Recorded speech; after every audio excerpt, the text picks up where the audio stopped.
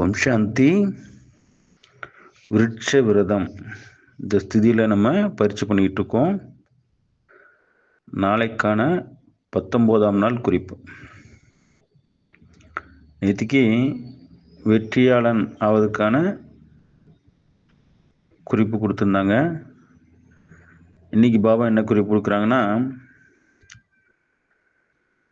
வெற்றி காரியத்தில் நடைமுறை செய்து அதன் மூலம் குஷியை அனுபவம் செய்வது.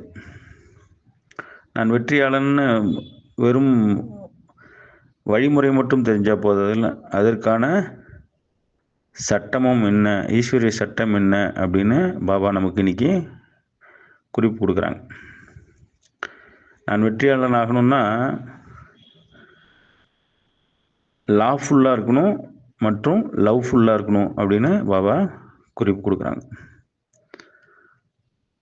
மேலும் பாபா என்ன சொல்கிறாங்க, லா மேக்கராக இருக்கணும், லா பிரேக்கராக இருக்கக்கூடாது. அதாவது சட்டத்தை உருவாக்குபவராக இருக்கணும், சட்டத்தை மீறுபவராக இருக்கக்கூடாது அப்படின்னு சொல்கிறாங்க. அப்போ நான் வெற்றியாளன் ஆவதற்கு பாபா குறிப்புகள் கொடுத்துட்டாங்க. ஆனால் நான் அதை காரியத்தில் செயல்படுத்தினாதான் அந்த வெற்றியின் குஷியை, அந்த வெற்றியின் சந்தோஷத்தை நான் அனுபவம் செய்ய முடியும். இப்போ வெற்றிக்கான வழி கிடைத்தும் நான் அதை நடைமுறைப்படுத்தணும். இந்த காரியத்தில் நடைமுறைப்படுத்தணும்னா நான் லாஃபுல்லாக இருக்கணும். ஈஸ்வரிய சட்டத்தை நான் கடைபிடித்தாகணும், அதை பின்பற்றி ஆகணும். பாபா சொல்லக்கூடிய ஈஸ்வரிய சட்டத்தை நான் மதிக்கணும். இப்போ லௌகிக விஷயத்திலே நம்ம என்ன பண்ணுறோம், ரோட்டில் டிரைவ் பண்ணும்போது என்ன சொல்லி போட்டிருக்கு, கீப் லெஃப்ட் அப்படின்னு தான் போட்டிருக்கு. இடது பக்கமாக போங்க அப்படின்னு சொல்லியிருக்கு. எனக்கு நல்லா வண்டி ஓட்ட தெரியும், ஆனாலும் நான் வலது பக்கமாக போடுறேன்னு வச்சுக்கோங்க, என்ன விபத்து ஏற்பட்டுரும். அப்போ நான் சட்டத்தை மீறினால் விபத்து ஏற்படும், மேலும் தண்டனையும் கிடைக்கும். எனக்கு விபத்து வந்துடும், மேலும் எனக்கு தண்டனையும் கிடைக்கும். அப்போ லௌகிக விஷயத்திலே சட்டங்கள் இருக்கு இல்லையா, அப்போ அதே மாதிரி பாபா நமக்கு ஈஸ்வரிய சட்டம் கொடுக்குறாங்க. ஈஸ்வரிய சட்டத்தை நம்ம மதிக்கணும். ஈஸ்வரிய சட்டத்துக்கு பாபா ஒரு குறிப்பு கொடுக்குறாங்க. அதன் மூலம் நமக்கு நம்முடைய உள்ளம் தெளிவு பெறும்.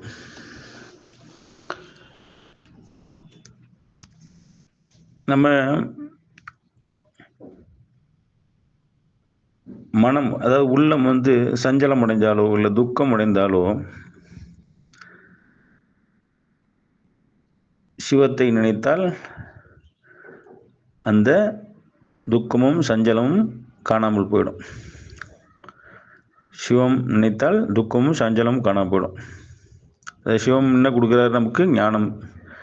ஞானம் என்ற டானிக் உள்ளே இறங்கும்போது சஞ்சலமும் துக்கமும் அங்கே காணாமல் போயிடும். ஏன்னா சக்திசாலி ஆக்கிடுவார் அந்த டானிக். பாபா கொடுக்கக்கூடிய டானிக் சிவம் நமக்கு சக்தியை கொடுத்து நம்முடைய சஞ்சலத்தையும் துக்கத்தையும் அங்கே நீக்கி விடுவார்.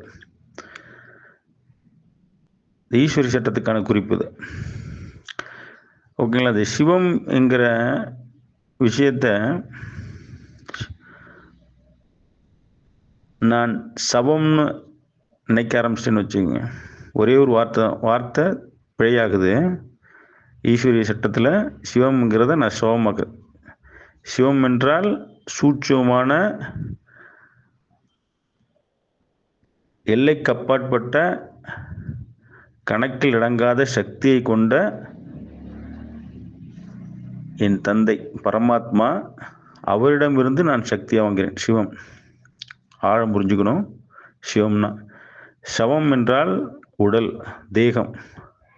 ஒரே ஒரு சின்ன மிஸ்டேக் மாதிரி சிவம்ன்ற நினைவு போய் சவம் என்ற அந்த உடலின் உணர்வுகளில் நான் வந்துட்டேன் அப்படின்னா சிவம்ங்கிறத சவமாக்கிட்டேன்னு வச்சுக்கோங்க. தேக உணர்வில், தேக சம்பந்தத்தில் எனது காரியம் சென்று விட்டால் என்னாகும், புத்தி பதிலச்சிடும்.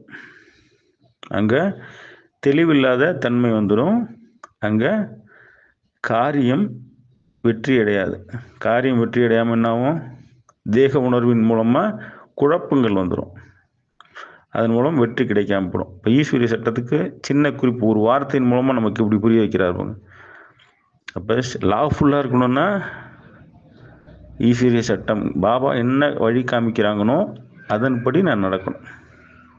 அதில் ஒரு சின்ன பிழை வந்துருச்சுன்னா தேக உணர்வுலேருந்து காரியம் செய்ய ஆரம்பிச்சிடும். அதன் மூலம் நமக்கு கிடைக்க வேண்டிய வெற்றி நமக்கு கிடைக்காமல் போயிடும். ஆழம் புரிஞ்சுக்கணும். அப்போ நம்மளுடைய நினைவுகள் பாபா நமக்கு அன்பால் ஞானம் கொடுத்துக்கிட்டு இருக்காங்க. அன்பின் மூலமாக அவருக்கு நம்ம ஒவ்வொரு குழந்தைக்கும் அவ்வளோ அன்பாக ஞானப்பால் கொடுத்துக்கிட்டு இருக்காங்க. அவர் நினைக்கும் போது ஈஸ்வரிய சட்டம் நமக்கு உள்ளம் அதன்படி நடக்கும். இந்த ஈஸ்வரிய சட்டம் அவர் கொடுத்தது. அதை நமது உள்ளம் அன்பால் அதே அவர் மேலே அன்பு அதிகமாகும் போது தான் அந்த ஈஸ்வரிய சட்டம் நமக்குள்ள நடைமுறையாகும். அதுலேருந்து கொஞ்சம் அவருடைய அன்பு அவர்கிட்டேருந்து விலக ஆரம்பித்தோம், அவருடைய பிடியிலேருந்து நம்ம கை வெளியே போகுதுன்னா மாயா நம்மளை கொஞ்சம் அசைச்சு பார்த்துரும். ஓகேங்களா? அப்போ சிவம் எப்படிப்பட்டவர், சவம் எப்படிப்பட்டதுன்னு நமக்கு காரியத்தின் மூலம் அங்கே தெரிய ஆரம்பிச்சிடும். அப்போ நம்மளுடைய நினைவுகள் லாஃபுல்லாக இருக்கணும், லவ்ஃபுல்லாக இருக்கணும். ஈஸ்வரிய சட்டத்தை பாபா சொல்லக்கூடிய ஈஸ்வரிய சட்டத்தின்படி இருக்கணும். பாபா காட்டும் அன்பின் நினைவுகளோட நம்முடைய நினைவுகள் இருக்கணும். அதன் மூலம் காரியம் நமக்கு வெற்றியாகும். அந்த வெற்றி நமக்கு ஊர்ஜிதமாகும். நல்லது. ஓம் சாந்தி.